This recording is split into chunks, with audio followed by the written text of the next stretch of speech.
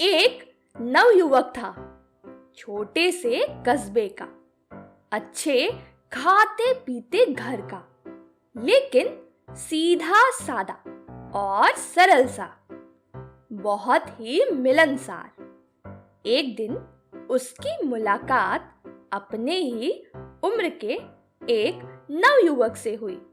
बात बात में दोनों दोस्त बन गए। दोनों एक ही तरह के थे, सिर्फ दो ही अंतर थे दोनों में। एक तो यह था कि दूसरा नवयुवक बहुत ही गरीब परिवार से था और अक्सर दोनों वक्त की रोटी का इंतजाम भी मुश्किल से हो पाता था।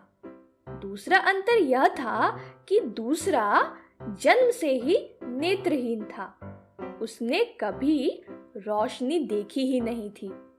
वह दुनिया को अपनी तरह से टटोलता और पहचानता था। लेकिन दोस्ती धीरे धीरे गाढ़ी होती गई। अक्सर मेल मुलाकात होने लगी।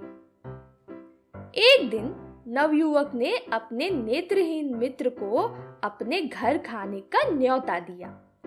दूसरे ने उसे खुशी खुशी स्वीकार किया। दोस्त पहली बार खाना खाने आ रहा था। अच्छे मेजबान की तरह उसने कोई कसर नहीं छोड़ी। तरह तरह के व्यंजन और पकवान बनाए।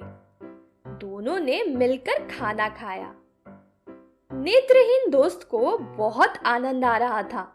एक तो वह अपने जीवन में पहली बार इतने स्वादिष्ट भोजन का स्वाद ले रहा था।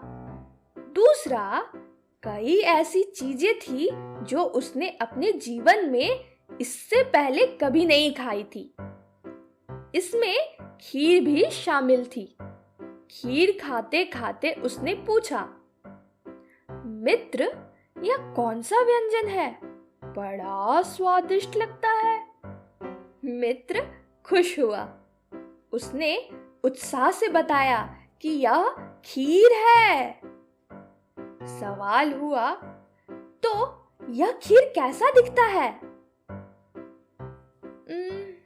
बिल्कुल दूध की तरह सफेद ही। जिसने कभी रोशनी ना देखी हो, वह सफेद क्या जाने और काला क्या जाने? सो उसने पूछा, सफेद वो कैसा होता है? मित्र दुविधा में फंस गया। कैसे समझाया जाए कि सफेद कैसा होता है? उसने तरह तरह से समझाने का प्रयास किया, लेकिन बात नहीं बनी। आखिर उसने कहा, मित्र, सफेद बिल्कुल वैसा होता है जैसा कि बगुला। इस पर उसके मित्र ने पूछा, और बगुला कैसा होता है?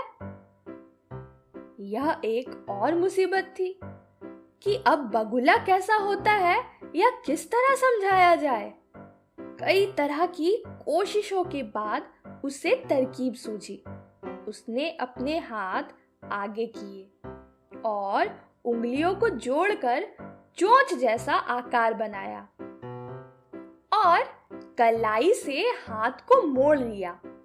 फिर कोहनी से मोड़कर कहा, लो, छू कर देखो कैसा दिखता है बगुला। दृष्टिहीन मित्र ने उत्सुकता में दोनों हाथ आगे बढ़ाए और अपने मित्र का हाथ छू छू कर देखने लगा। हालांकि वह इस समय समझने की कोशिश कर रहा था कि बगुला कैसा होता है, लेकिन मन में उत्सुकता यह थी कि खीर कैसी होती है।